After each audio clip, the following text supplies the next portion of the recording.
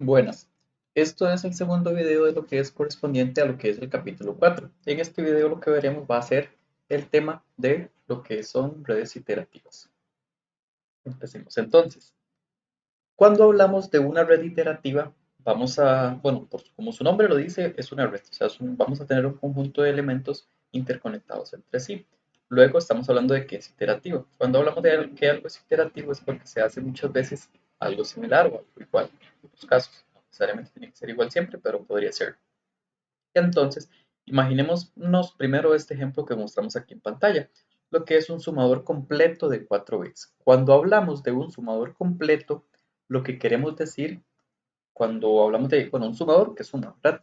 Completo es que toma en cuenta los acarreos. ¿Y qué son los acarreos? Los llevo de uno más uno es 10, pongo el cero y llevo uno, ese tipo de cosas. Entonces, en este caso, este chipcito que estamos mostrando por acá, el 74LS83, es un sumador completo de 4 bits. ¿Qué significa eso? Significa que él tiene patillas donde se pueden ingresar dos números de 4 bits, que serían A y B. Se puede ingresar además un acarreo inicial, que es este carry in que aparece aquí en la patilla número 7 del esquemático que se muestra. Y además, ¿qué genera él a la salida? Va a generar un número de 4 bits, estamos jugando 4 bits, y además un carry out para saber si se generó o no un rebase de lo que estamos sumando.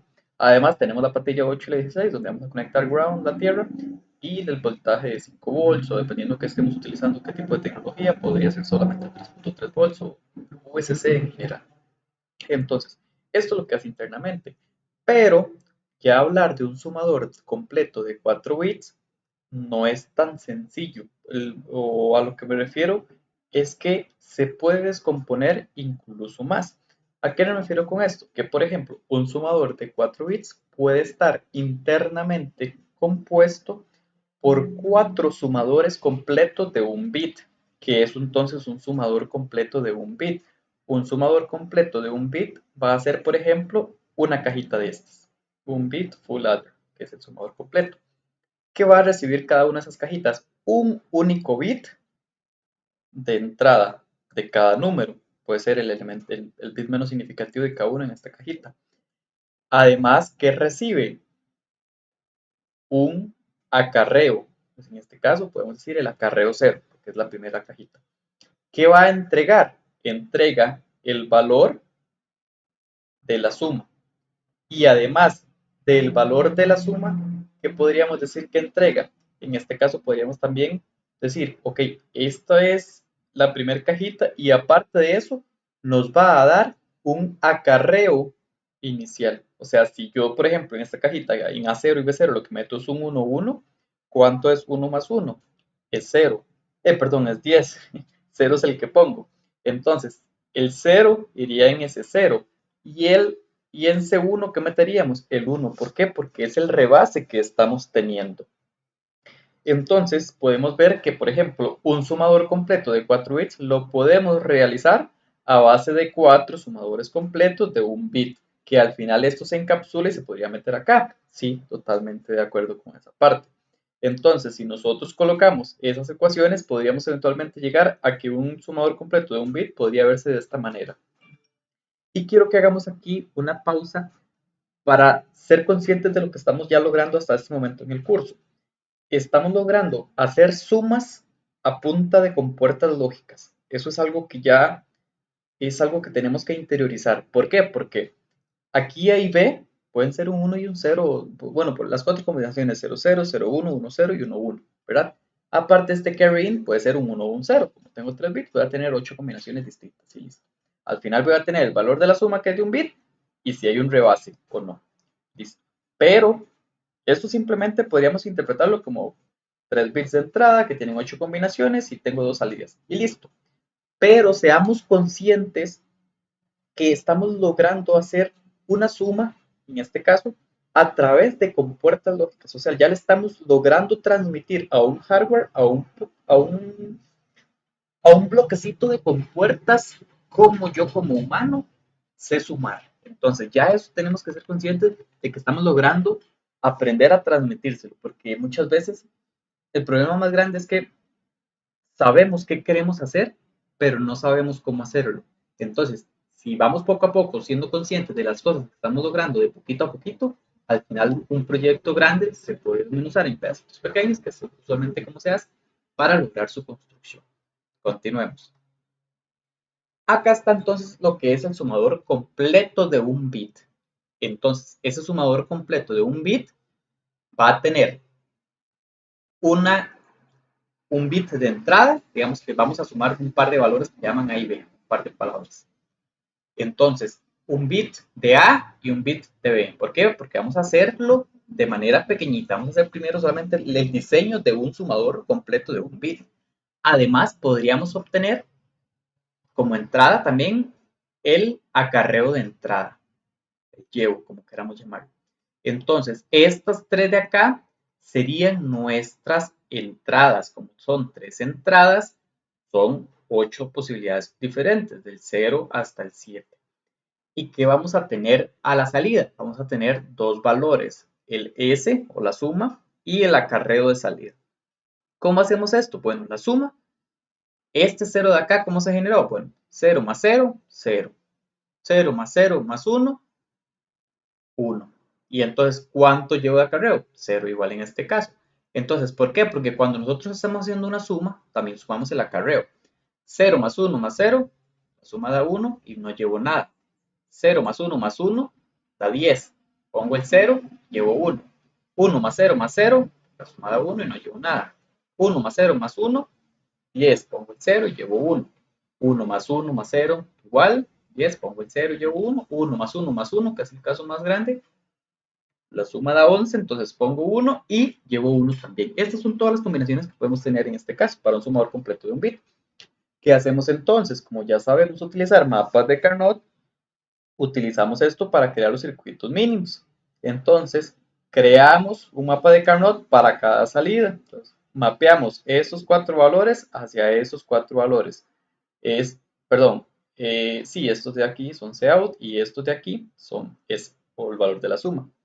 ¿Qué hacemos en este caso? Bueno, tenemos que resolver lo que es el mapa de Carnot. ¿Qué hacemos en este caso? Vamos a crear aquí este mapa de Carnot. Podemos decir que aquí tenemos 1. ¿Por qué no podemos llegarlo hasta aquí? Porque recordemos que tenemos que hacerlo de tamaño 2 a la n.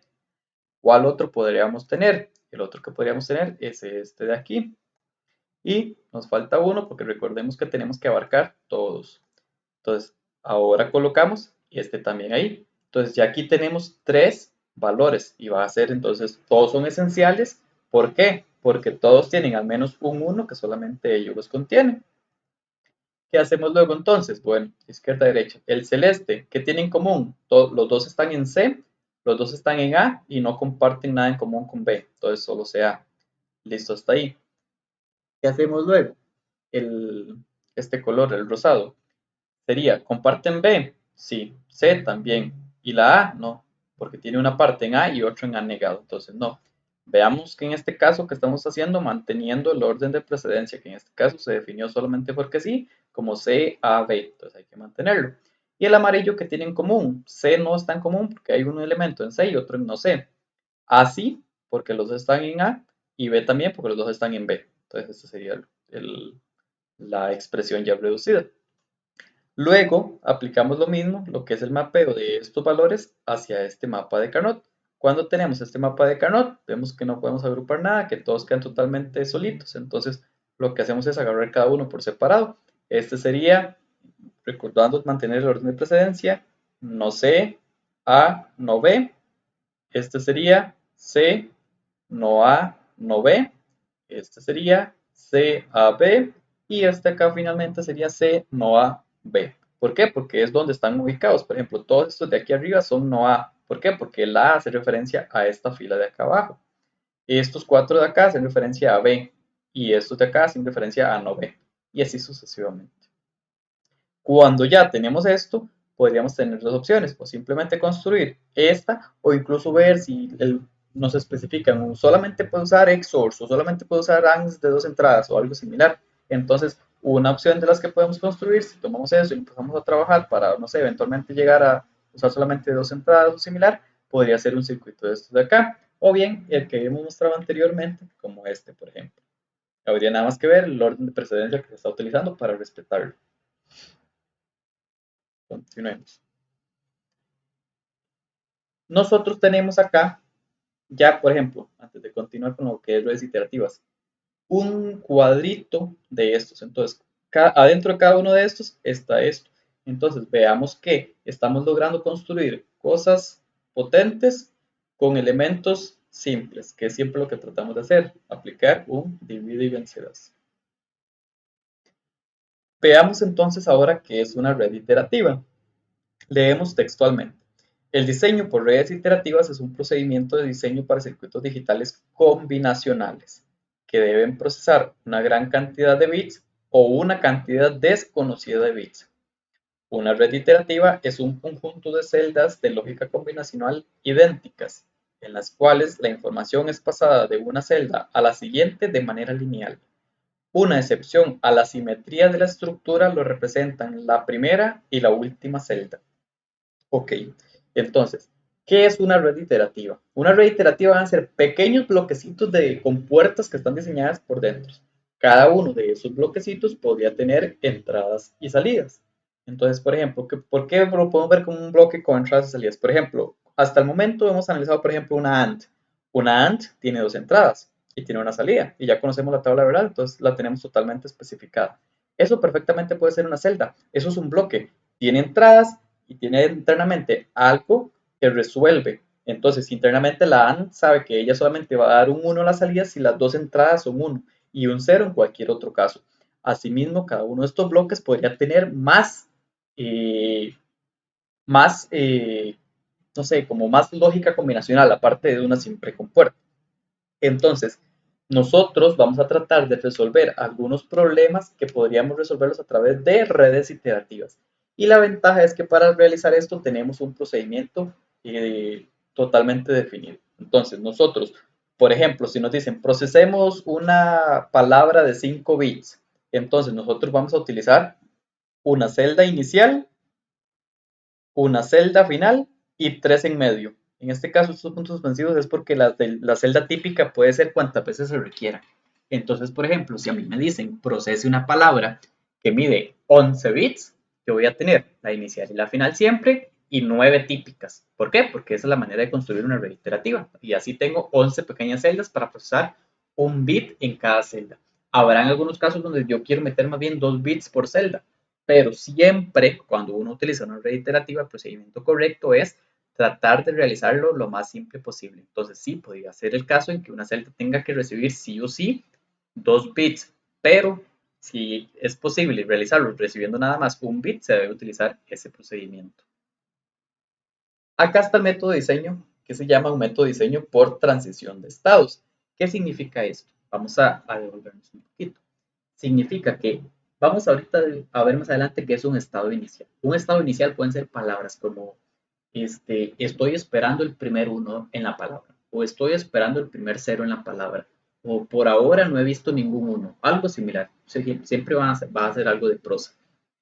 Esta celda, este pedacito de hardware, va a tener algunas propiedades. Puede tener entradas primarias, en realidad siempre deben tener entradas primarias, porque es la que vamos a estar procesando. Digamos, la palabra que nos dan, podemos meter aquí un bit. Podría o no tener salidas primarias. Esto no siempre es necesario. ¿Por qué? Porque tal vez nosotros nos dan una palabra de 11 bits y nos dicen, genéreme otra palabra de 11 bits con estas características. Entonces sabemos que la manera más sencilla va a ser, si tengo 11 celdas y yo ocupo generar 11 bits para una palabra nueva, mejor genero una por cada una y listo. Y además va a tener unas salidas que vamos a llamarla estado, y ese estado van a ser bits. Por ejemplo, si yo voy a tener 4 estados distintos, voy a necesitar 2 bits para andar pasándola, porque yo aquí no puedo pasar de una celda a otra palabras, bueno, texto en general, sino que yo las codifico. Yo digo, ok, el 01 significa no me ha llegado un 0, el 10 significa estoy esperando el primer 1 o algo similar. Entonces, aquí están enumerados los 8 pasos totalmente necesarios para lo que es el diseño por transición de estados, para lo que es la construcción de redes iterativas. Entonces, paso 1, definir los estados que resuelven el problema. Este es el paso más importante porque si se nos escapa algo, todos los pasos del 2 al 8 van a estar de manera incorrecta. ¿Por qué? Porque estaríamos resolviendo otro tipo de problema, no el que realmente se nos planteó. Paso 2. Construir la tabla de transición de estados. Entonces, esta tabla de transición de estados es darnos cuenta bajo qué condiciones vamos a cambiar de estado o lo que estemos en cada momento haciendo. Paso número 3. Hacer la asignación de estados, la declaración de variables de estado y variables de salida. Hasta el punto 2 simplemente habíamos construido una tabla de transición de estados. Por ejemplo, en el paso 1 podríamos decir los estados son estoy esperando el primer uno, el estado 2 es, el estado B es el estoy esperando el segundo uno, el estado C es estoy esperando el tercer uno. En el paso 2 lo que estamos haciendo es construir la tabla de transición de estados, es decir, si estoy en el estado B y me entra un 0, paso al C. Si estoy en el A y me entra un 1, paso al F, los que sea que tengamos. Hasta el punto 3, lo que hacemos es hacer la asignación de estados. Entonces, por ejemplo, los estados a decir como, ok, yo voy a hacer que el estado A, como yo tengo 5 estados, necesitaré 3 bits. Entonces voy a hacer que el estado A sea el 000. El estado B va a ser el 010. El C va a ser el 111. ¿Por qué? Porque quise nada más. Eso se puede hacer a la libre. Luego, más adelante en el curso, veremos que hay metodologías para tomar decisiones para que los circuitos que al final nos generen sean totalmente más, o al menos más sencillos que lo que usualmente la suerte podría darnos. Paso 4. Hacer la tabla de transición de estados codificada. Entonces, es el mismo paso 2, pero ya tenemos una codificación. Ya sé que el estado A significa 000, el estado B significa 111 o lo que sea que haya definido. Posteriormente, vamos a dibujar el diagrama de bloque de la celda típica. Esto para ayudarnos a ver qué es lo que estamos construyendo, qué tipo de salidas vamos a estar teniendo que averiguar, cuál es la lógica combinacional que lleva internamente. El paso 6 va a ser diseñar la celda típica. Como ya en el paso 5 dibujamos el diagrama de bloque de la celda típica, ahí vamos a ver cuántas variables de estado tenemos. Entonces tal vez tenemos estados de la A, B, C, D, F. Entonces son 5 estados y esos 5 estados voy a usar 3 bits. Entonces esos 3 bits van a tener un nombre X, Y, Z. Entonces yo voy a tener 3 mapas de Carnot porque voy a tener compuertas que describen cada uno de esas variables de estado. Y los últimos dos pasos, como ya se mencionó en el texto original, son donde se presenta una asimetría en la red iterativa. La primera celda y la final son distintas. ¿Por qué? Porque las del centro es lo que sería iterativo, que son todas totalmente idénticas. Esa fue la definición. Ahora lo que vamos a hacer es realizar unos ejemplos para ver cuáles tipos de redes iterativas tenemos y cuál es la manera de resolverlas. Entonces, tenemos aquí lo que es una red iterativa. Le decimos que es una red iterativa. Esta tiene una entrada primaria y no tiene salidas primarias. Entonces, eso es como la característica que tiene este tipo de red.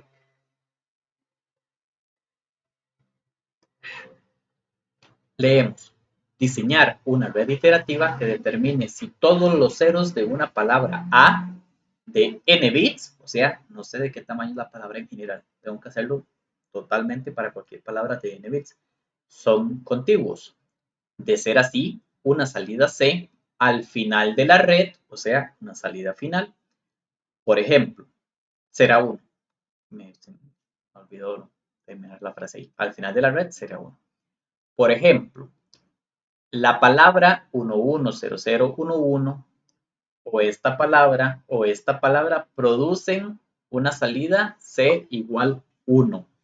Pero esta de acá y esta de acá producen una salida C igual 0.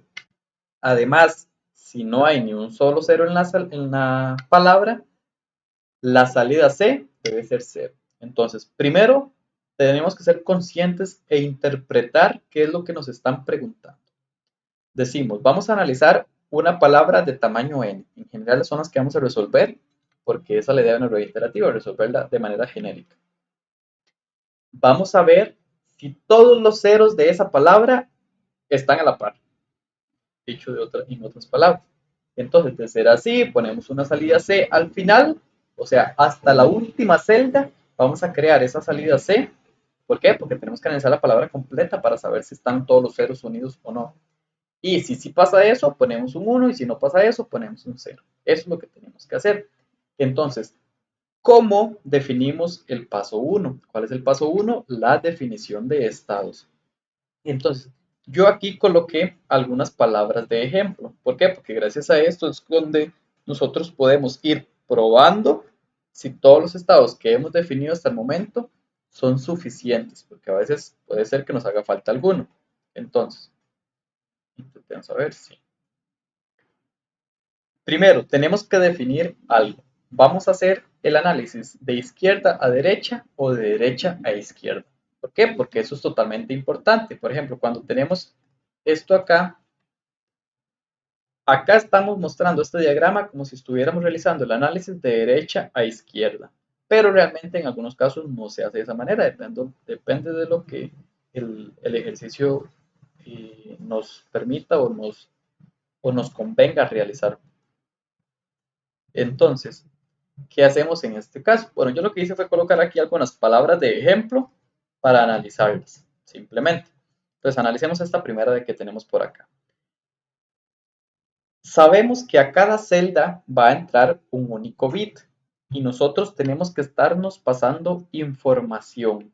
Entonces, cuando en este caso vamos a realizar un análisis, un momento para saber hasta derecha izquierda. Entonces mantengamos el orden de derecha izquierda solamente porque sí. Pero en este caso no nos importa. ¿Por qué? Porque lo que tenemos que averiguar es solamente si están a la par o no. Y no para averiguar eso no nos importa si están, si lo analizamos de izquierda a derecha o derecha a izquierda. Entonces, por ejemplo, si nos lo analizamos de aquí hacia allá, este es el valor que va a entrar a la primera celda.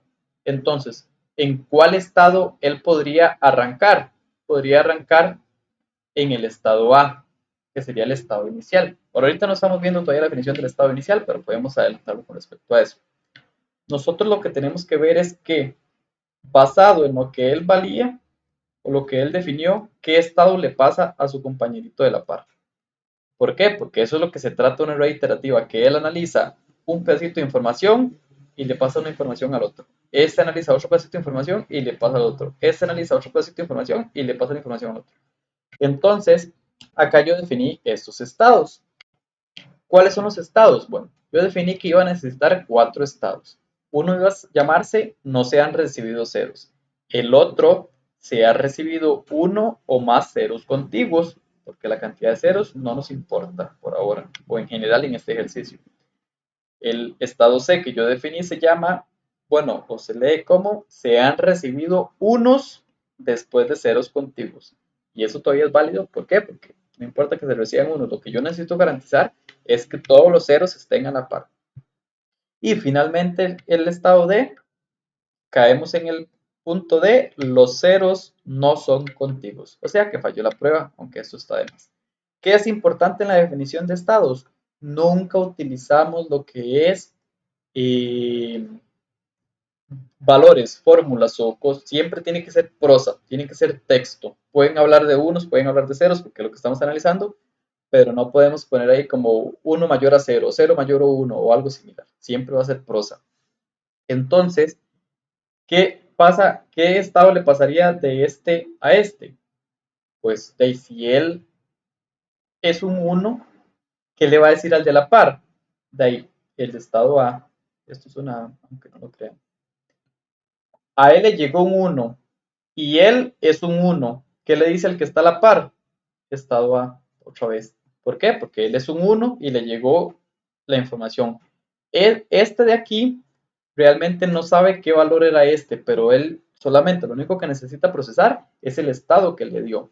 Entonces, entre ellos solamente se van a andar pasando estos 4 valores A, B, C y D. Ya luego veremos que se van a mandar codificados con 00, 01, 10, 11, depende de cómo hagamos la elección.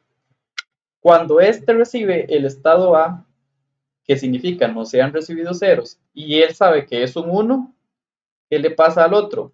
De ahí, otra vez el estado A, porque yo soy un 1 y además a mí me dijeron no se han recibido ceros, entonces yo no puedo decir nada al respecto. Ojo aquí, ¿qué pasa en este caso? Él recibió el estado A, que no se han recibido ceros, pero él es un cero. Entonces a este compita de aquí lo que hace es pasarle el estado B. ¿Por qué? Porque él sabe que él sí es un cero. Pasa similar acá. Si él le llegó a un estado B, que es, se han recibido uno o más ceros contiguos, no nos importa la cantidad, ya dijimos, ¿qué valor le pasa aquí? ¿Qué estado? El B otra vez. ¿Por qué? Porque él sabe que es un cero, todavía no puede pasarle el C. En cambio, en este caso sí, en este caso a este compita le llega el estado B, que significa se ha recibido uno o más ceros contiguos y él es un 1. Entonces, ¿qué hace? Le pasa el estado C. Esa es la transición de estados que habría, el paso de estados que daría cada uno. Espero que haya quedado un poco claro. Y si no, hagamos entonces el ejemplo siguiente. Estos no tienen, háganlo para practicar. Yo voy a pasarme a este último porque es el que tiene cosas intercaladas. Este le va a pasar algo aquí y así. Bueno, ya no, como ya sabemos que no, que vamos a analizarlo de derecha a izquierda, no voy a colocar las flechas, voy a borrar eso y nada, voy a colocar el estado que se va a pasar uno a otro de derecha a izquierda. Si él es un cero, ¿qué estado le pasa al siguiente? Bueno, él es un cero, ¿verdad? Entonces, ¿qué podemos decir en este caso? Que le va a pasar el estado B, porque él ya puede decir se ha recibido uno o más ceros contiguos porque él ya es un cero. Él es un cero ya este segundo. ¿Qué va a hacer con el siguiente? Igual nada más mantener el B. ¿Por qué? Porque él es un cero y le pasa al siguiente. Él no sabe quién es el siguiente ni quién es el último. Él nada más sabe quién es él y cuál es el estado que le acaba de llegar. Y esa es la idea de hacer un dividir y vencerás, que cada modulito hace una cosa simple. Luego, con el tercer caso, le llegó el estado B, que es, se ha recibido uno más ceros contiguos. ¿Y qué pasó? Él es un 1. Entonces, ¿qué le va a pasar a este de la par? Un C. Porque el estado C significa se han recibido unos después de ceros contiguos. ¿Qué hace este caso? Este cero, si le llegó un C, o sea que ya se habían recibido unos después de ceros, que ya había otro pedacito, un poquito de unos por allá, y él sabe que es un cero. Ay, eso es un problema. Le pasa al D. No es un problema, pero pasamos el D. ¿Por qué? Porque ya ahora sabemos que si me llegó C y yo soy un cero, ya yo sé que no todos los ceros están contiguos, porque aquí a la par no había otro cero. Él no sabe que no había otro cero, pero basándose en este estado C, él ya podría deducir eso. Y a partir de que yo estoy en este estado, podríamos llamarle estado absorbente. ¿Por qué? Porque no hay nada que haga que yo pueda salirme de ese estado. Sea que me llegue un cero, sea que llegue un 1, lo que sea, yo siempre simplemente voy a empezar a trasladar el estado de, porque ya no tengo nada que hacer. Ya esto y listo. Llegué a este estado y ahí ya me quedé, por eso le podemos llamar estado absorbente. Espero que haya quedado claro la elección de estos estados y por qué esos estados son suficientes. ¿Qué es complejo en estos casos? Elegir la menor cantidad de estados, porque a veces uno puede crear 8 estados y pues simplemente puede ser que funcione, pero no va a ser óptimo. Y la idea de realizar modelos o diseños en general siempre es hallar el más pequeño posible, porque al final eso sí que se construye en hardware, cuesta tanta plata en silicio y siempre queremos todo lo más barato, pero que sea totalmente eficiente. Continuemos entonces. Paso número 2, tabla de transición de estados. En el paso número 2 lo que hacemos es, bueno, me traje esto de por acá, simplemente para no tener que estarme cambiando de slide. Los 4 estados, el A, B, C y D, son exactamente los mismos que teníamos anteriormente. La tabla de transición de estados es analizar lo que nosotros acabamos de hacer. Entonces, si yo estoy en algún estado de estos 4, basado en lo que me entra en la celda. ¿Por qué? Porque recordemos que cada celda va a ser tal que cada celda recibe el estado y además recibe una entrada, o sea, el bitcito, que en este caso, porque estamos metiéndole solamente un bit de si es un 0 o es un 1. ¿Por qué? Porque estamos pasándole un bit por un bit a cada celda. O sea, tenemos varias celdas y eventualmente solamente recibimos eso. Voy a hacer por acá un dibujito de qué es lo que estamos recibiendo. Nosotros vamos a tener una celda por aquí, otra celda por aquí, otra celda por aquí. Digamos que solamente tenemos 5 bits. Y si la palabra era 1, 0, 1, 1, 0, cada uno de estos bits se está metiendo aquí. Y además, entre ellas se están pasando el estado. Pero esta particularmente lleva dos rayitas. ¿Por qué? Porque recordemos, ahorita vamos a ver que ocupamos 2 bits para representar 4 valores. Bueno, eso ya lo saben, pero no hemos visto en estos casos. ¿Qué hacemos entonces? A crear la tabla de transición de estados. Tenemos los estados A, B, C y D. ¿Y cuáles son las dos posibles combinaciones de entradas que podríamos tener? Que nos entre un 0, o sea que el bit que estamos analizando ahora en esta celda actual sea un 0 o que sea un 1. Y basado en eso, yo voy a tomar una decisión, que fueron el análisis que ya realizamos. Entonces, si yo estoy en el estado A y me llega un B, perdón, y me llega un 0, ¿qué significa? Que yo no había recibido ceros y me llegó un 0. ¿Qué hacemos? Nos pasamos al estado B, que es lo que colocamos acá. Se han recibido uno o más ceros contiguos. De igual manera, si yo estaba en el estado A de que no se han recibido ceros y me llegó un 1, ¿qué hago? Me quedo quedito con el estado A, no cambio. Ahora, cuando yo estoy actualmente en el estado B, vean que aquí dice estado presente, esta es la actualidad, esto es el futuro. Si yo estoy en el estado B y me llegó un 0, veamos analizar si ha recibido uno o más ceros contiguos. Me quedo queditico en el estado B. ¿Por qué? Porque me llegó otro 0 y yo estoy en el caso en que me han llegado uno o más ceros contiguos. Si más bien me llegó un 1, ¿qué hago? Me brinco al estado C, que llegó un 1 después de que ya habían llegado ceros. Listo. Este de acá, perdón. Ahora, si estoy en el estado C, de que se han recibido unos después de ceros contiguos y me llega un 0, ¿qué hago? Este es el caso donde yo ya había recibido ceros y luego empecé a recibir unos. Y si ya luego otra vez recibo ceros, ¿qué pasa? Tengo que caer al estado D, porque ya estoy detectando que los ceros no son contiguos. Entonces caigo al estado D. Y si más bien lo que recibimos es un 1, nos quedamos quediticos en el estado C. Del estado C, si lo que me entra es un 1, nos quedamos quediticos en el estado C. Y finalmente, recuerden que habíamos hablado de que el estado D era un estado absorbente, porque si estoy en el D, sin importar si me entra 0 o me entra un 1, siempre me quedo en el D. Hasta ahí completo entonces lo que es la tabla de transición de estados, que es el paso 2. El paso 3 tiene que ver con la asignación de estados. Este probablemente es bastante sencillo. Simplemente tenemos que llegar y decir, tengo 4 estados, A, B, C y D. ¿Cuántos bits necesito para representar 4 variables distintas? 2 bits. Listo. Ojo aquí. ¿Importa que yo los agarre en orden? No importa en lo más mínimo hasta este momento del curso.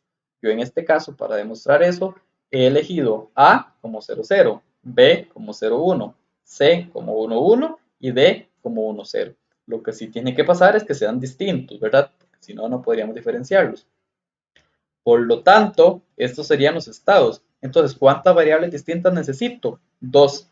Entonces, aquí definimos también en este paso 3, se requieren 2 variables de estado X y Y en minúscula por convención. Cuando estamos hablando de estado presente, vamos a estar hablando de minúscula.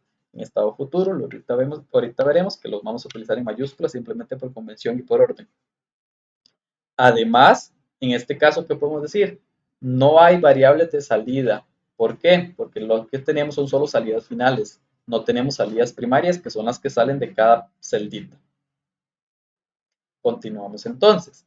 Lo que dice el paso 4 que tenemos que hacer es la tabla de transición de estados codificada. Entonces, teníamos esta tabla, pero la teníamos escrita con A, B, C, D, A, B, C, D, A, B, C, D y por ahí. Ahora ya sabemos qué significa A, B, C y D. Entonces lo que hacemos es quitar cada una de estas y simplemente sustituir. Donde dice A ponemos 0, 0, donde dice B ponemos 0, 1, donde dice C es 1, 1 y donde dice D 1, 0. Y listo, agregamos estos subtítulos por acá. ¿Por qué? Porque el estado presente lo vamos a trabajar con XY minúscula, XY en este caso, porque así fue como lo decidimos, podemos haber elegido MN, las que queramos. Y el próximo estado o el futuro lo vamos a utilizar con mayúsculas y simplemente donde aquí, por ejemplo, este 01, supongo que en la tabla anterior había una B. en efecto había una B. ¿Por qué? Porque simplemente estamos construyendo esto mismo basándonos en esta asignación de estados. Y listo. Y como no hay variables de salida, aquí no se ven. Luego veremos un ejemplo tiene que, que muestra cómo cambia un poquito la tabla de transición de estados codificada cuando hay variables de salida. En este caso, primarias. Quinto paso, diagrama de bloque de la celda típica. Entonces, recuerden, lo estamos haciendo lo más pequeño y lo más simple posible. Entonces, esta celda típica va a recibir de su compita que está a este lado dos variables, x y y, que esos van a ser el estado presente. Entonces, la circuitería que va aquí internamente tomará una decisión basado en el estado presente y en el bit que a él le entra. Y basado en eso, le va a entregar a su compita de acá otro estado futuro, que para esta celda es el estado futuro, pero para quien esté acá será el estado presente de ella. ¿Por qué? Porque es el que le acaban de pasar. Entonces, ese es el quinto paso, que es el diagrama de bloque de la celda típica. Paso número 6. El paso número 6 va a ser lo que es el diseño de la celda típica. ¿Qué queremos decir cuando estamos hablando de diseño de la celda típica? Bueno, ya tenemos todo definido.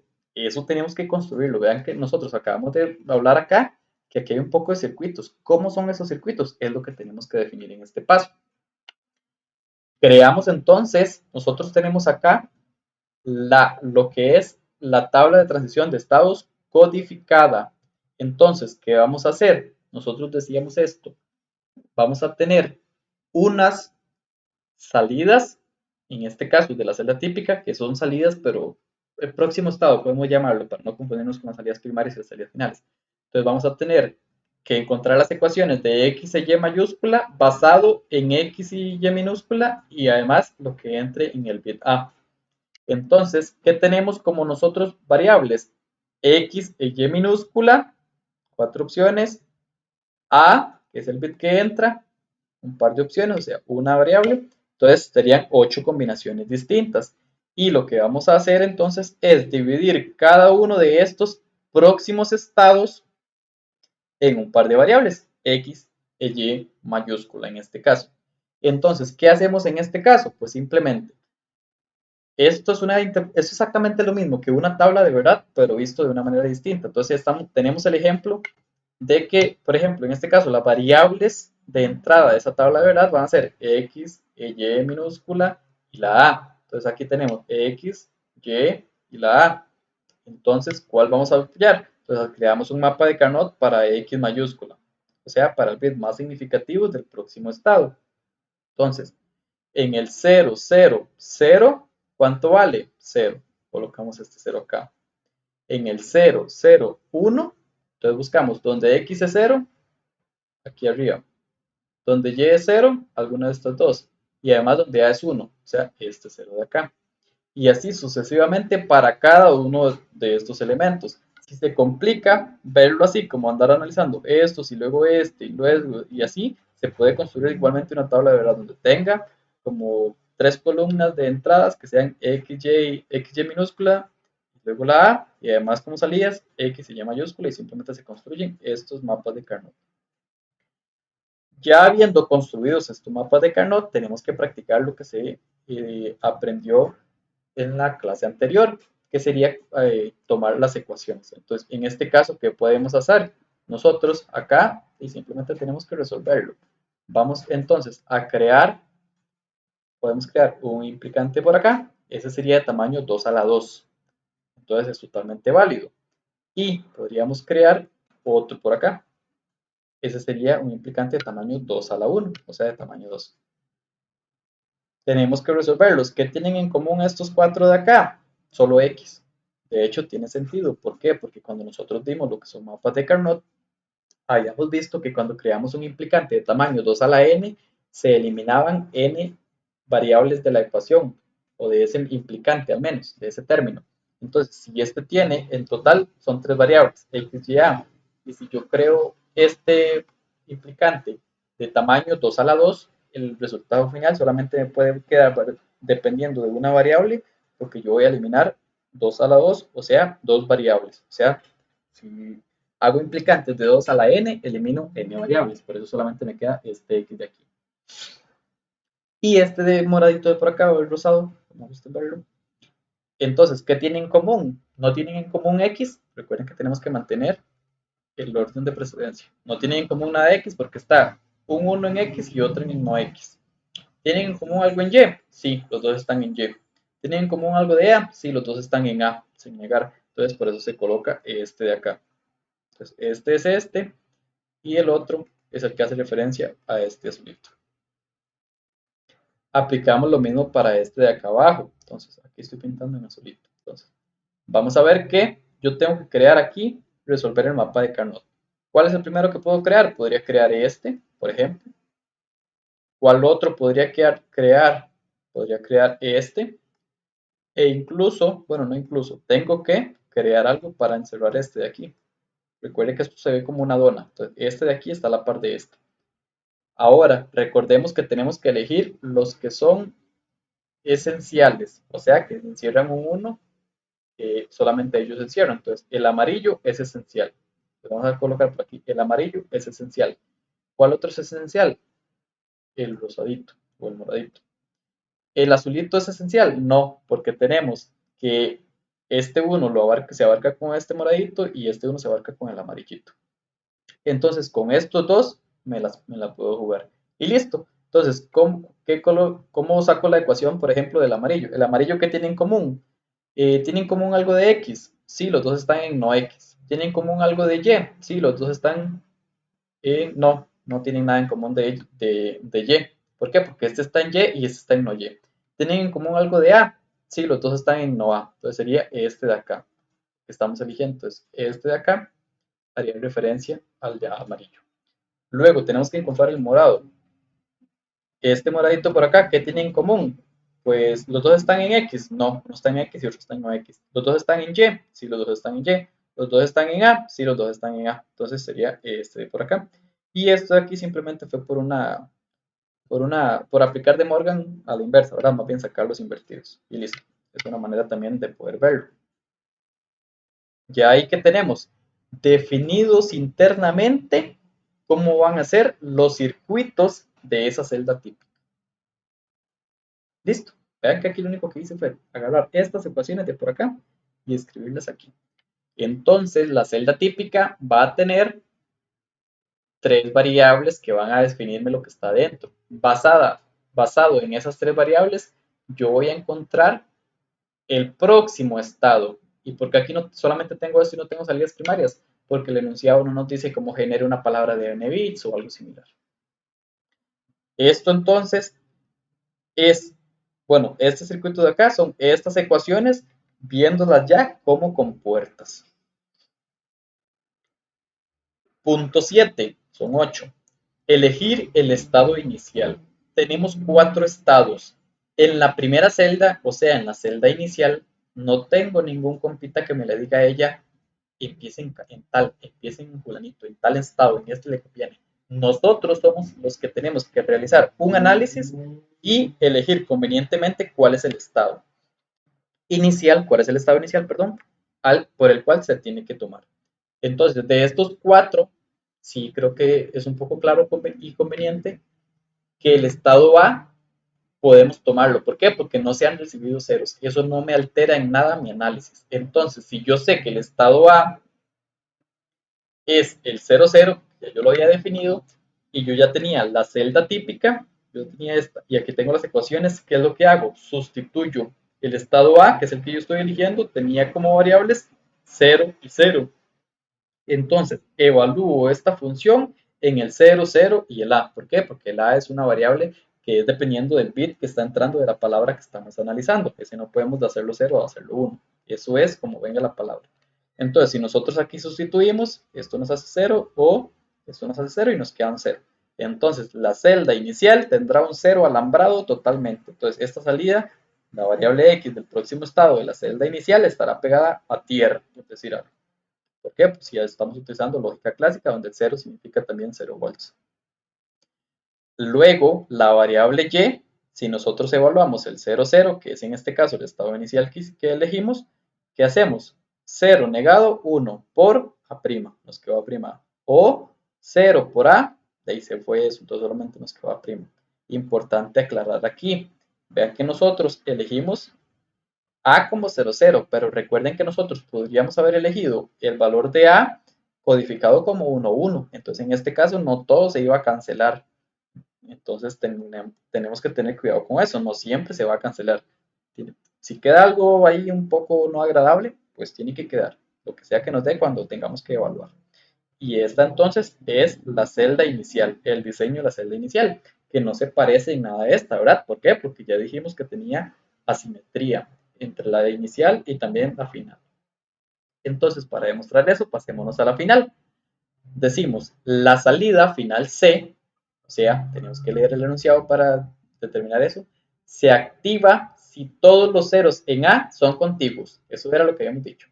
Lo cual se cumple en los estados B y C. ¿Por qué se cumplen los estados B y C? Devolvámonos un poquito. En los estados B y C habíamos dicho, se ha recibido uno o más ceros contiguos, o sea, no habíamos violado ninguna restricción, todavía era válida. El estado C que decía, se han recibido unos después de cero contiguos, y eso no es ninguna violación a lo que andamos buscando. Pero, por ejemplo, el estado D, ¿qué va a hacer? Los ceros no son contiguos, entonces ahí falló la prueba. Y el estado A, no se han recibido ceros. Nosotros teníamos también algo que nos aclararon sobre esa parte, entonces vamos a volvernos al enunciado. Además, si no hay ceros, la salida C debe ser 0. Entonces, por eso siempre hay que leer el enunciado hasta el final. Entonces, basado en eso, ¿qué tenemos? Bueno, la manera que siempre no va a funcionar es esta que está en el centro. Vamos a tener una cierta cantidad de estados, una combinación. Estamos aquí diseñando la celda final. Aquí ya no tenemos que encontrar X y Y mayúscula. ¿Por qué? Porque no tenemos que pasarlo ningún próximo estado a nadie más. Ya no hay nadie más después de esa celda final. Lo que tenemos que encontrar en este caso sería la salida final, que el enunciado nos dice que la llamemos C. Entonces, ¿cuántas combinaciones distintas tenemos? 8. ¿Por qué? Porque tenemos 4 estados y cada celda típica, bueno, a cada celda en general le entra solo un bitcito. Entonces, si estoy en el estado A y me llega un 0, pues si estoy en el estado A y me llega un 0, lo que hacemos es ir a revisar la tabla de transición de estados. Entonces, la tabla de transición de estados, podríamos verla por acá y por acá. Si estoy en el estado A y me entro en 0, caigo al estado B. Y el estado B es un caso de éxito. Ya dijimos que el B y el C son de éxito. Entonces, por eso en este caso, tenemos que C es 1. Y así sucesivamente se analizan todas las demás. Por ejemplo, si estamos en el estado A, que es lo que representa este XY00, que están en minúsculas, que es el estado presente, y me llega un 1, ¿qué hago yo? Pues de ahí, si estoy en el estado A, vamos a irnos al estado A. No se han recibido ceros. Y me llega, en este caso, un 1, ¿a dónde pasamos? Al estado A. ¿Por qué? Porque no se han recibido ceros. En este caso nos mantenemos. Y si nos mantenemos, significa que la salida sería 0. ¿Por qué? Porque no estamos cayendo en ningún caso de éxito y los casos de éxito solamente son el estado B y el estado C. Si nosotros pasamos de esto a un mapa de Carnot, este mapa de Carnot, pasándolo de acá a acá, sería esta construcción. Nosotros, sí, y es totalmente válido, somos lo suficientemente gatos para llegar y decir, uy, vea, este 1, 1, 1, yo recuerdo haberlo visto en algún momento. Entonces, está aquí. Es exactamente el mismo caso de X, Y, A, y aquí lo tengo exactamente igual. Entonces, lo que hacemos en este caso es que, bueno, esta Y hace referencia a estos dos, porque se pasó un poquito a la izquierda, y esta hace referencia a estos dos, ¿verdad? Solo como para aclaración. Entonces sabemos que se tiene que cumplir, que simplemente podríamos agarrar de la celda típica el pedacito que hace referencia a Y. Y listo, podríamos incluso solamente utilizar eso. Otro caso que podría ser no utilizar esto, pero habría que tener un ojo de halcón muy entrenado, sería darnos cuenta mediante la tabla de transición de estados codificados que se cumple, que siempre pasa la variable y. Entonces, ¿qué significa que siempre pasa la variable y? Que, por ejemplo, nosotros tenemos que analizar el caso en que y, x y y en el estado presente son 0, 0 y si entran 0. Entonces, si entran 0, paso al estado B. Si pasa al estado B, vean que Y en este caso se puso en 1. Si me llegó un 1, más bien cayó un 0. Entonces aquí con ojo de halcón muy entrenado, uno podría llegar y decir, sí, reciclo lo que estaba en la variable y listo. Pero pues sí es un poco más complicado, pero es totalmente válido realizar. Entonces, por eso mejor se lo digo también. Y listo, ya construimos la celda típica, la celda inicial y la celda final. Entonces, ¿qué conviene hacer ahora? Pues simplemente mostrarlo. Nosotros teníamos el diseño original de una red iterativa que iba a ser esta. Vamos a tener una celda inicial, una celda final y un montón de celdas típicas. Entonces, todas las que están aquí en medio van a ser igual que esta. Solamente que esto más bien va a entrar por aquí, ¿verdad? Porque estamos haciendo el análisis de derecha a izquierda. Eso solamente como son esquemáticos y acostumbramos a leer de izquierda a derecha, los coloqué así. Que las variables que varían, valga la redundancia, están a la izquierda y las salidas a la derecha. Y listo. Esto entonces, por ejemplo, podríamos analizar una palabra que tenga 8 bits utilizando una de estas y 6 de estas. Y cada uno de esos 8 bits entra a cada una de estas 8 celdas que tenemos. Ahora vamos a realizar el análisis de otro caso, que es otra red iterativa. Se construye exactamente igual con 8 pasos. Pero antes de hacer eso, sí les comento que hagan un mini receso de 1 minuto, 2 minutos, pueden ponerle pausa y luego continuar con el video. Continuemos entonces con esta red iterativa. Leemos. Esta red iterativa tiene una entrada primaria y con salidas primarias. O sea que entrada primaria es que cada celda va a recibir un bitcito y que en este caso tenga salidas primarias significa que vamos a generar un bitcito de salida a través de cada celda. Leemos entonces. Diseñar una red iterativa llamada red de prioridad. Esta tiene un número de entrada de n bits denominado A y produce una palabra de n bits denominada B. O sea, si nos dan 7 bits, nosotros vamos a entregar 7 bits. Si nos dan 11 bits, nosotros vamos a entregar también 11 bits. De eso es lo que se trata. Decimos, el bit B sub I será 1 si y solo si ese bit de A sub I, que estamos analizando en este caso, es el 1 más significativo en la palabra A, o sea, la palabra de entrada. Entonces, por ejemplo, decimos acá, si A es igual a 000101110, entonces B lo que hace en su salida es 00010000. Entonces, parafraseando este enunciado, lo que tenemos que hacer es básicamente detectar dónde está el 1 más significativo. Eso es lo que tenemos que hacer. Paso 1. Definición de estados. ¿Qué tenemos que decir? Bueno, tenemos dos posibles estados en este caso. No se ha recibido el primer 1 o ya se recibió el primer 1. ¿Qué tenemos que analizar en este caso también? Otra vez, ¿se puede hacer de izquierda a derecha o de derecha a izquierda? ¿Es igual? ¿No importa? ¿O hay alguno que convenga más? En este caso, como lo que tenemos que hacer es tener que encontrar el 1 más significativo, nos vamos a ir mejor a deslizar de izquierda a derecha hasta encontrarnos un 1. ¿Por qué? Porque en este caso eso es lo que promete, es lo que tenemos que andar buscando, un 1, el primer 1 de izquierda a derecha que encontremos. Y cuando lo encontramos en la palabra de salida generamos un 1 y listo.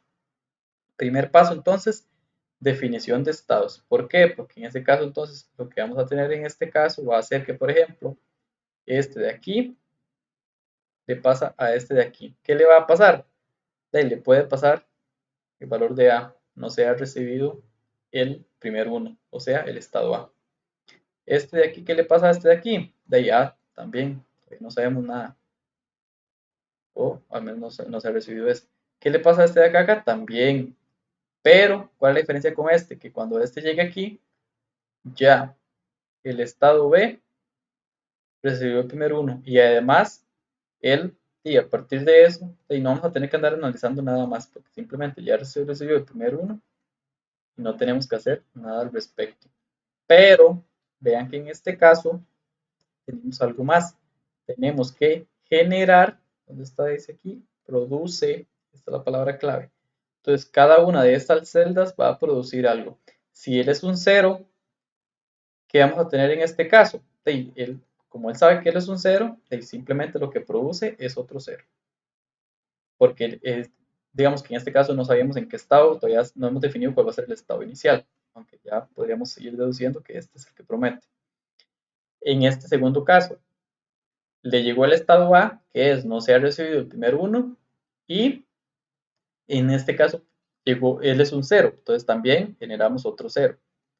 Pasa exactamente lo mismo que aquí, pero acá pasa distinto. ¿Por qué? Porque me llegó una A, o sea, un estado A, que significa no se ha recibido el primer 1.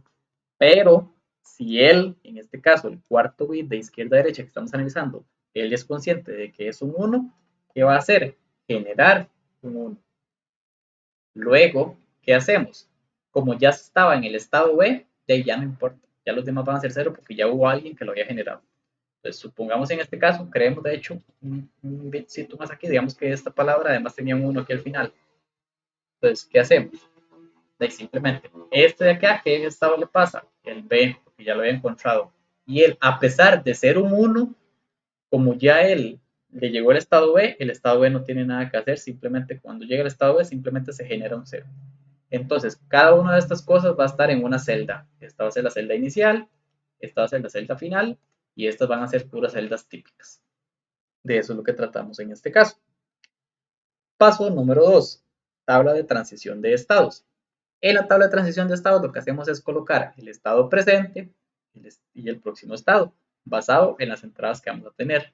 Cuando colocamos, les dije que acá les comentaba, un slash acá significa que serían salidas primarias, o sea que cada celdita de las que vamos a utilizar, que vamos a armar, nos genera un bitcito. En este caso nos genera un solo bitcito, entonces por eso aquí sale que en esta combinación se pasa al estado A y además se genera un 0 y así sucesivamente. ¿Qué había pasado anteriormente? Que yo estaba en el estado A y me llegó un 1, por eso generé un 1. Ven que aquí yo estaba en el estado A, me llegó un 1 y es el único caso de las 4 posibles salidas primarias que es donde se genera un 1. Entonces, ahora sí, ya entrando más en lo que es la tabla de transición de estados, si yo estoy en el estado A, que es no se ha recibido el primer 1 y me llegó un 0, me quedo ahí quietico, de ahí. Si yo estoy en el estado A y me llegó un 1, me paso al estado B, que es ya se recibió el primer 1. Si yo estoy en el estado B, es absorbente totalmente. ¿Por qué? Porque ya no hay nada que me haga salir de ahí. B y B. Ahora igual hay que hacer el análisis con las salidas. Si yo estoy en el estado A y me llegó un 0, de ahí no hay nada que hacer, todavía no ha llegado el primer 1, entonces no lo genero. Entonces pongo de salida 0.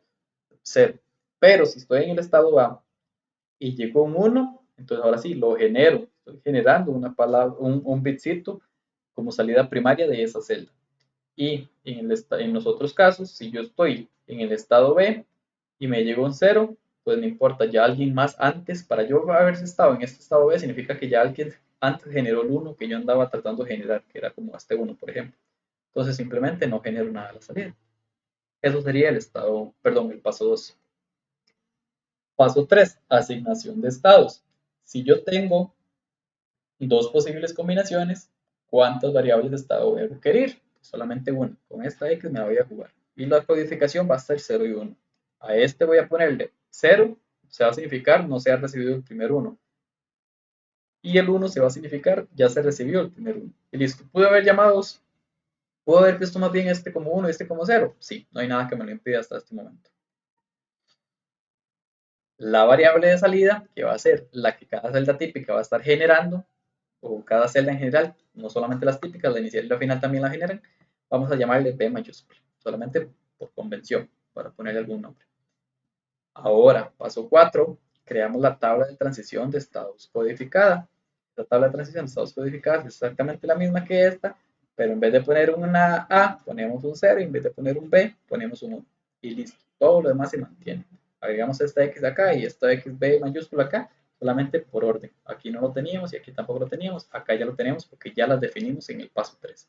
El paso 3 es hacer el paso 4 es utilizar el paso 2 y el paso 3 juntos y crear la tabla.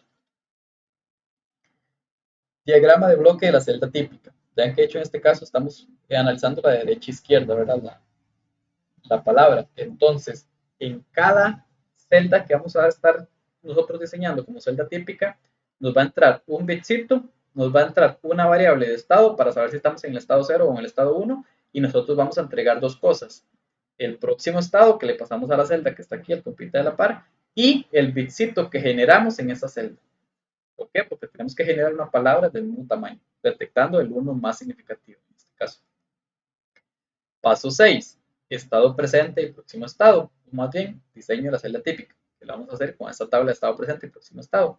Esta es la que ya nada más lo traíamos acá, ¿verdad? Nada más la transcribimos de esto de acá, nos la traímos para acá para no estarnos devolviendo. Que me volví para verificar. ¿Qué hacemos entonces? Pues simplemente vamos a tener como entradas, vamos a crear dos mapas de Carnot que tienen como entrada este estado presente y la variable A, o sea, el bitcito que entra. Entonces, para el caso 0, 0, X, vamos a tener un mapa de Carnot para X y otro para B. Entonces, en el caso del 0, 0, que sería esta esquinita de aquí, tenemos un 0. El caso del 0, 1, que sería el caso en que tenemos no X, pero sí A. Entonces sería no X, sería alguno de estos dos, pero sí A sería este 1 de aquí. Colocamos un 1. De hecho, en todos los demás colocamos un 1, pero vamos a identificarlos. Este X, cuando es si X no A, colocamos un 1. Entonces, si X no A, sería este acá, colocamos un 1. Y en el si X sí A, o XA, como quieran llamarle, colocamos también un 1. Entonces, cuando es X y es A, que sería este acá, colocamos un 1. Se hace el mismo análisis para lo que es B. Lo hacemos. En el caso del 0, 0, colocamos un 0. O más bien, más fácil, como sabemos que tenemos 3 ceros, solamente identificamos este 1, que sería el caso donde es no X, sí A. Entonces, no X sería alguno de estos dos. Y no sería este caso de acá, que sería en sí A.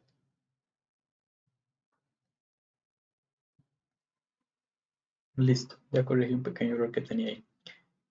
Analizando el B, otra vez, para ahora sí ya correctamente.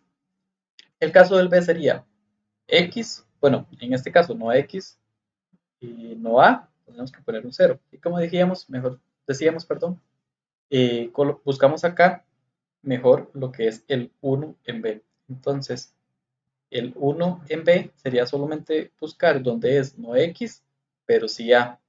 Entonces, ese no X, si A sería no X, alguno de estos dos, y si A sería este de acá. Este 1 era el que tenía al revés. Luego, pues ya hemos visto que estaba correcto, sacamos las ecuaciones. Para sacar las ecuaciones aquí simplemente lo que tenemos que hacer es crear los implicantes. Entonces, si creamos los implicantes, vamos a hacer aquí los marcadores que hemos estado utilizando. Primero, este va a ser 1 y luego podríamos utilizar este otro, este de acá. Y listo. ¿Qué tienen en común? El celeste tiene en común A. Y listo, lo único que tiene en común, por eso es este de acá. Luego, el amarillo que tiene en común, X, por eso es este de acá. Y listo. En el B, pues solamente hay uno. Entonces, ese 1 es el que representa esto, que sería X', A. Y listo. En este caso ya tendríamos resuelto lo que serían los mapas de Carnot para lo que es la creación del esquemático que tiene internamente la celda típica. Paso número 7. Bueno, quedemos en el 6 aquí. Pasamos entonces de las ecuaciones al esquemático propiamente. Simplemente es pasar esto a compuertas y listo. Ahora sí, paso 7. Diseño de la celda inicial. ¿Qué tenemos que hacer? Elegir el estado inicial. Entonces, ¿cómo hacemos para elegir el estado inicial? ¿Cuál de esos dos creemos que se utiliza para el estado inicial? Bueno, como se ha recibido el primer uno, suena como un buen candidato.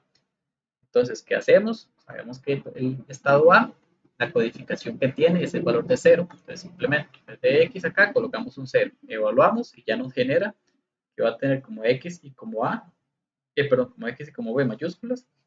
En ambos da A. Entonces, simplemente alambramos directamente, que aquí en esta celda inicial sale B, sale X, alambrado directamente desde A. Y el diseño de la celda final, pues, ¿qué tenemos que hacer? Lo que tenemos que ir a hacer nosotros es, sabemos que la celda final, ¿qué es lo que nos tiene que decir? Bueno, ¿tenemos salidas finales? No, tenemos salidas finales, ya sabemos. Pero ¿qué sí tenemos? Tenemos igualmente salidas primarias, entonces de esa no nos salvamos.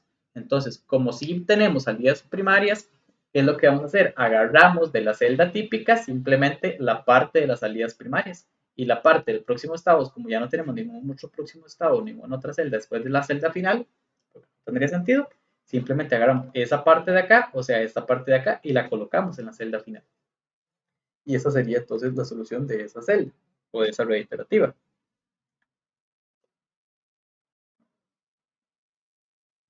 Hagamos ahora esta tercera red iterativa, que es cuando tenemos más de una entrada primaria. Entonces, leemos. Diseñar una red iterativa que compare dos palabras de n bits. ¿De qué tamaño? N. No sabemos de qué tamaño es, o sea, en que se van a llamar A y B.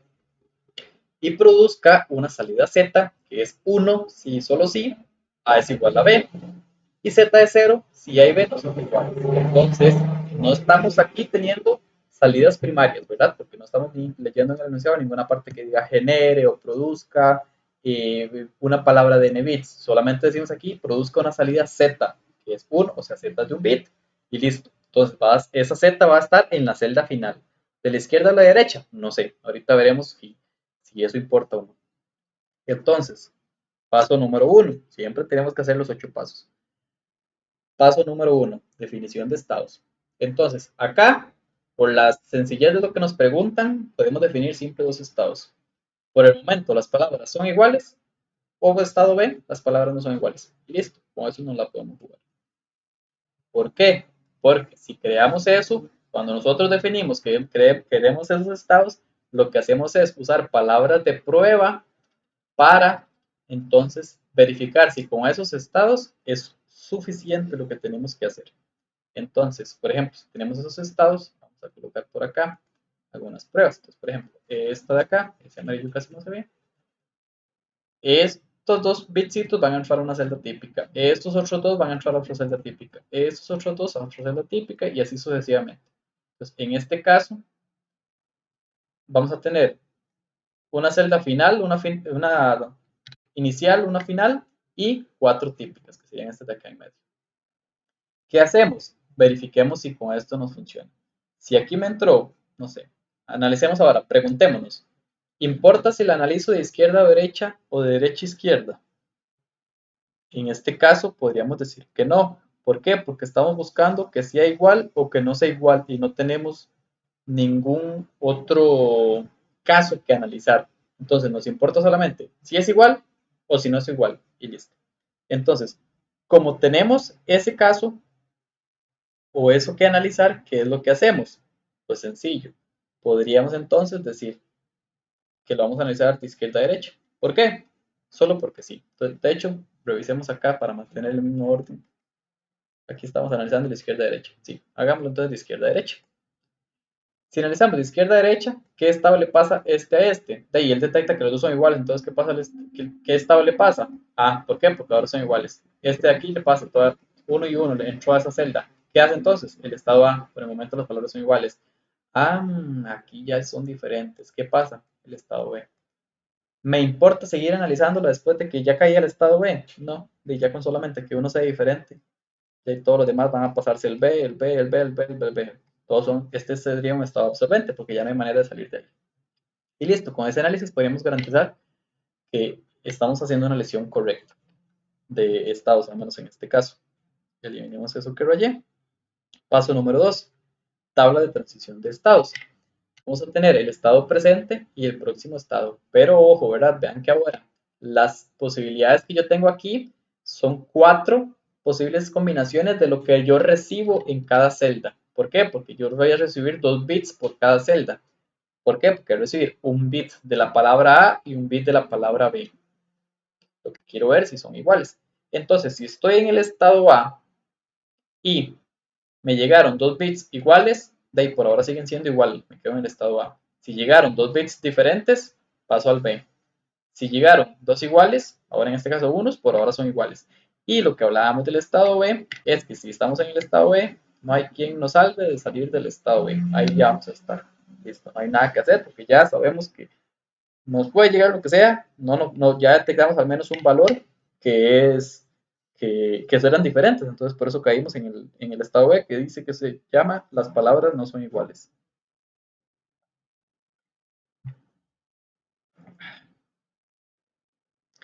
Paso número 3, asignación de estados. Dos estados, lo más sencillo, 0 o 1 y listo. Importante, si yo tuviera 3 estados, me quedan 3 o más bien uso 3 estados, pero necesitaría 2 variables. Digamos que con 2 variables yo podría generar 4 combinaciones, me quedaría una que yo no la utilizo. Entonces, esas que no se utilizan, en los mapas de Carnot y todos esos serían condiciones no importa, que se pueden usar como comodines para que quede todavía más pequeño la circuitería que se genere. Paso número 3, entonces, asignación de estados. Tenemos 2 estados, 0 y 1. Tabla de transición de estados codificada, la misma que teníamos anteriormente, pero ahora en vez de tener A y B, tenemos 0 y 1. Y listo, como no tenemos salidas primarias, no tenemos ningún aquí slash por algo por el estilo. Paso número 5, diagrama de bloque de la celda típica. En este caso tenemos una celda típica que va a tener un bit de cada palabra. Recibe el estado actual, que va a ser un 0 o un 1, y le pasa a su compita de la par un 0 o un 1, basándose en estas 3 cosas, que sería esto de hecho. Este puede tener 2 posibles valores, cada uno de sus combinaciones. Entonces, por eso es que aquí tenemos 3 variables. ¿Cuántas posibilidades de z nos generan 3 variables? 8. Por eso aquí tenemos 8 posibles combinaciones. Y listo. Diseño de la celda típica es nuestro paso número 6. Entonces, teniendo ya, traemos por acá la tablita. ¿Qué hacemos? Un mapa de Carnot para la variable x, que es la que teníamos en este caso, la del próximo estado. Entonces, mapeamos estos valores hacia un mapa de Carnot y lo resolvemos. Resolvamos este también.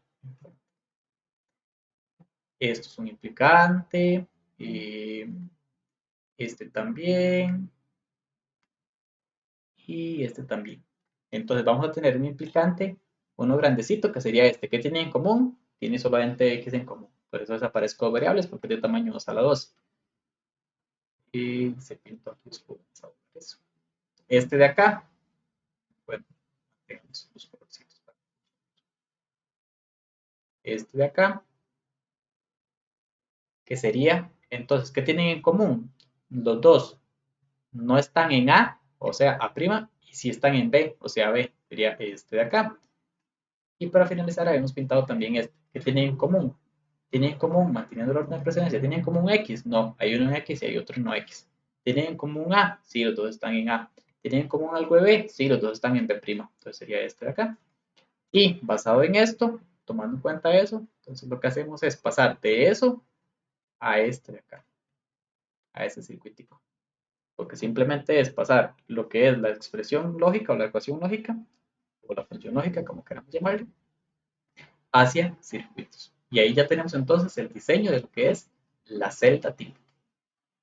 Paso número 7, diseñar la celda inicial. Vamos a partir del estado A o del estado B. Vamos a ir entonces a revisar cuáles son los estados. El estado A, por el momento las palabras son iguales, y el estado B las palabras no son iguales. Entonces, en este caso también, el estado conveniente para iniciar sería, por el momento, las palabras son iguales. ¿Por qué? Porque en el estado B no nos convendría iniciar, porque ya sabemos que del estado B no hay manera de salir nunca. Cuando ya tenemos eso definido, lo que hacemos simplemente es evaluar esta x. X fue el que habíamos definido como 0, el estado A. Si lo hubiéramos puesto como 1, más bien aquí ponemos un 1 y evaluamos. Y al final eso se simplifica simplemente esto. Y esto es la definición de una O exclusiva. Entonces simplemente podemos usar una O exclusiva. O utilizarlas así con inversores, no importa. Finalmente lo que hacemos es analizar entonces lo que es cómo construir la celda final. Dice, la celda final activa la salida Z si la red iterativa termina en el estado A, o sea que si termina en un estado 0. Entonces, ¿qué hacemos en este caso? En este caso, con un ojo de halcón entrenado, lo que hacemos es llegar y decir, esta salida Z, aquí debería decir Z, de hecho, más bien, porque estamos sacando Z. Hay que reciclar el circuito y todo de eso, pero aquí debería decir Z. Tal vez no tan grande, solo tal vez. Porque es la que estamos generando, ¿verdad? Que es la celda final. Ya en la celda final no tenemos X mayúscula porque no hay nadie a la par de ella, entonces no tiene sentido que le estemos pasando un próximo estado a alguien más.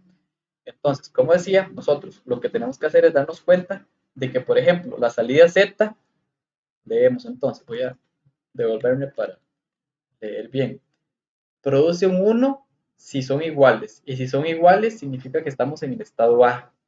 Y si no son iguales, estamos en el estado B. O sea, que produzca un 0 si estamos en el estado B. Entonces, como ya sabemos eso y ya tenemos una ecuación que nos da el próximo estado, lo que hacemos es darnos cuenta que están un poco al revés o totalmente al revés, y cuando es 0, entonces más bien que cuando el estado X, digamos, hasta aquí, hasta este momento, a este punto de aquí, voy a encerrarlo aquí para que quede más claro. Esto de aquí era exactamente este de aquí, el X original, digamos, el de la celda típica. Entonces, si nosotros nos damos cuenta que más bien cuando el X próximo era cero, más bien, o vamos ahora que Z se active y viceversa, lo que hacemos es reciclar ese circuito y colocar un inversor aquí porque lo ocupamos al revés y listo. Así que logré generar esto. Si no logramos verlo de esa manera, se puede entonces realizar otra vez la tabla de verdad, tomando como entradas X minúscula, A y B, crear la tabla de verdad y ver la salida, bueno, Z, en este caso nos llamamos así. Entonces aquí creamos la tabla y todo esto. Entonces eso se podría hacer totalmente. Y listo, eso sería el diseño de toda la red iterativa. ¿Por qué? Porque ya tenemos en este caso la celda típica. Entonces, si nos dicen analice dos palabras de 7 bits a ver si son iguales, podemos utilizar 5 de estas, al inicio uso una de estas y al final uso una de estas. Y listo, eso lo que nos va a hacer es al final generar aquí en la salida Z un 1 si son iguales y un 0 si no son iguales. Y listo. Además, les coloco esta pequeña tarea moral. La leo. Diseñar una red iterativa que satisface los siguientes requerimientos. La red examina una palabra de n bits, o sea, tamaño genérico, que se llama L, y determina si contiene al menos un 1 y al menos un 0. Y si eso es cierto, produce una salida Z igual a 1. Otra vez, ¿verdad? Aquí no estamos generando otra palabra de n bits, entonces por lo tanto no vamos a tener salidas primarias, pero sí estamos generando una salida Z al final, entonces eso es una salida final. ¿Qué tenemos que hacer aquí? O una pista que les puedo dar, que los estados que uno crea al inicio, probablemente ninguno de esos va a servir como estado inicial. Entonces, uno puede utilizar, crear un estado extra solamente para decir, este es el estado inicial, no se va a usar para nada más. Pues creo que esa sería la pequeña pista que se les podría dar para que lo puedan trabajar con calma. Y eso sería la segunda parte de lo que es el capítulo 4. Muchas gracias.